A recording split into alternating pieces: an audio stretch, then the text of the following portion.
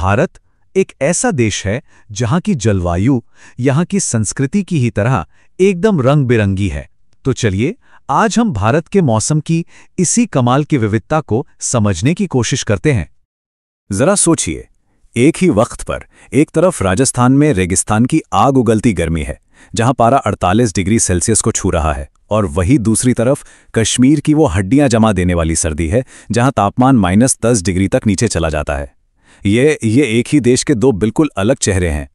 तो सवाल ये उठता है कि आखिर ऐसा क्यों है? एक ही देश के अंदर मौसम में इतना बड़ा फर्क कैसे हो सकता है? बस इसी सवाल का जवाब ढूंढना आज के हमारे सफर का मकसद है। अच्छा, इसे समझने के लिए हम 4 हिस्सों में आगे बढ़ेंगे। सबसे पहले इन विविधताओं पर एक नजर डालेंगे, फिर उन वजहों को जानेंगे जो भारत के मौसम को बनाते हैं।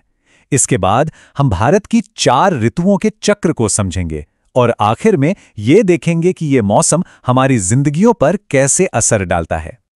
तो चलिए शुरू करते हैं।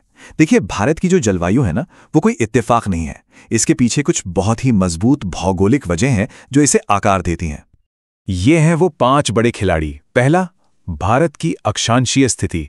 दूसरा, यहाँ के जमीन की बनावट यानी स्थलाकृति। तीसरा, समंदर का असर।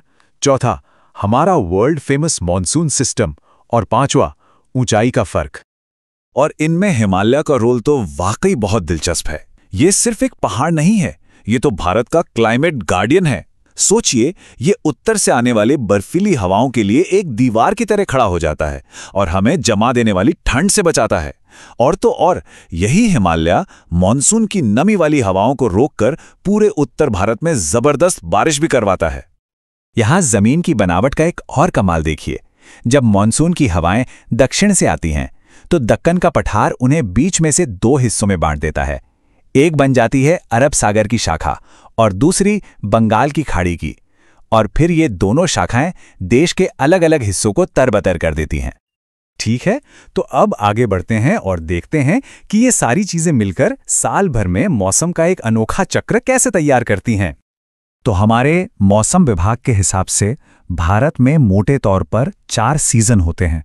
दिसंबर से फरवरी तक सर्दी, मार्च से मई तक गर्मी, जून से सितंबर तक मॉनसून का मौसम यानी बारिश का समय, और फिर अक्टूबर नवंबर में आता है पोस्ट मानसून यानी हल्की ठंड की शुरुआत। सर्दियों में तो ये फर्क और भी साफ नजर आता है। एक तरफ उत्तर भारत है जहां श्रीनगर जैसी जगहों पर पारा 0 से भी नीचे चला जाता है और वहां बर्फबारी होती है वेस्टर्न डिस्टर्बेंस की वजह से। वहीं दूसरी तरफ दक्षिण भारत के चेन्नई में मौसम एकदम बढ़िया रहता है, 20 से 25 डिग्री के आसपास। फिर आती है जलाने वाली गर्मी और इसके साथ आती है बदनाम लू।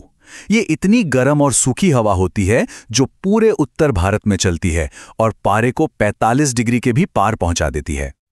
और फिर आता है मॉनसून, जो किसी के लिए वरदान है तो किसी के लिए बस इंतजार।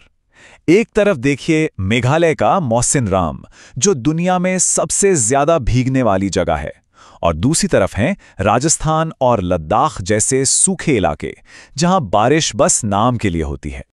लेकिन मौसम के इस पूरे ताने बाने का यहां रहने वाले लोगों की जिंदगी पर क्या असर पड़ता है? सबसे बड़ा असर तो हमारी खेती पर पड़ता है। सुना होगा भारत की खेती को मानसून का जुआ क्यों कहते हैं? वो इसलिए क्योंकि चावल और गन्ने जैसी हमारी मुख्य फसलें पूरी तरह से इसी बात पर निर्भर करती हैं कि मानसून कैसा रहा। और ये असर सिर्फ खेतों तक ही नहीं है। जरा सोचिए, हमारे घर कैसे बनते हैं? बर्फीले इलाकों में ढलान वाली छतें ताकि बर्फ फिसल जाए। हमारे कपड़े, उत्तर में गर्म ऊनी कपड़े तो दक्षिण में हल्के सूती।